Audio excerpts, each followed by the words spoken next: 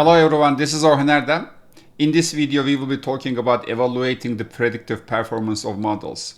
So in machine learning or data analysis, we use different models to predict outcome. And the question is, which model is better? So that's why we are going to assess the predictive performance of different models. In this class, I will be introducing you different performance metrics such as mean squared error, average error, etc. And then I will show you another version of these metrics, which is called confusion matrix. And then I will cover cutoff values and receiver operating characteristics.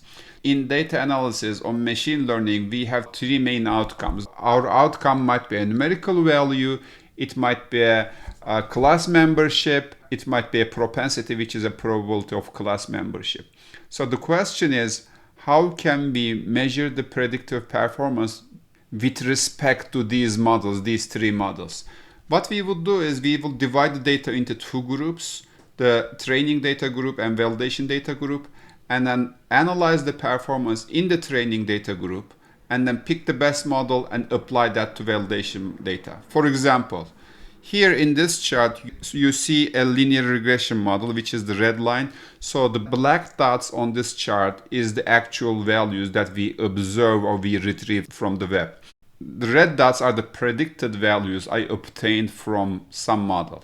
So this model is a linear model here. Take a look at the first data, for example. This is my predicted value, but the black point is a little higher than the red point. So I make this much of error. Let's say this is +2 error. And then here my error is -1. And then here it is +3, let's say. It is -3. Again, you might assume that this is +1 and then -1. So the question is, what is the performance? What is the evaluation of my prediction? A naive idea is to add all of these errors and then see how much is my error. But the drawback of adding errors is they might cancel out. For example, this +3 might cancel out -3. It might seem as if I don't make any error. So that's why we introduced the idea of squaring the errors or taking the absolute value of the errors. So whatever metrics you use, you basically evaluate the performance in the training data set. Let's say you apply this to three different methods or 10 different methods. Pick the best one and then apply that best one to validation area and see how good your model is performing. So once again, formally, an error is defined as follows: actual value minus the predicted value.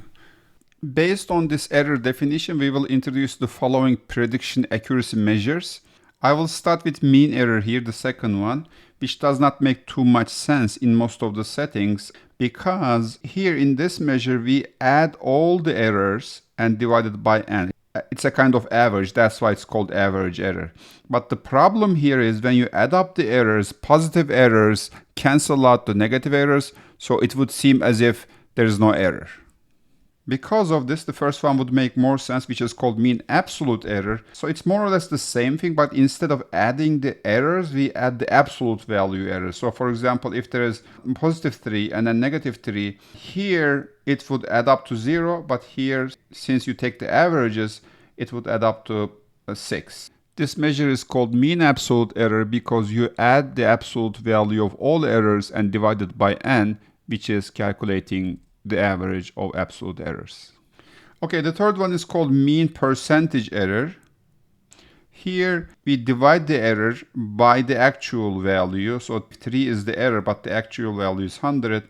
Your error is 3%. But again, there would be the same problem. The second error, which is -3, let's say the actual value is again 100. So that might cancel out. So in this case, these are the additions of the percentage errors, but we would have the same problem of canceling out errors. The fourth one is called mean absolute percentage error. This is the absolute value of the previous one, which makes a little bit more sense. Okay, the fifth one is called root mean square errors. So this is probably one of the most commonly used one. In this case, you take the square of the error so that they don't cancel out. If we had two errors, 3, we just square it, and then -3, we square it, and then we divide the summation by n. So in this case, 9 plus 9 divided by 2. So since we have two variables, 18 divided by 2 is 9. And then you square root it. So which is 9 square root which makes 3. So our root mean square error in the simple example is 3. You basically sum the squared errors and then divide it by n and take the square root just to annihilate the effect of squaring the errors.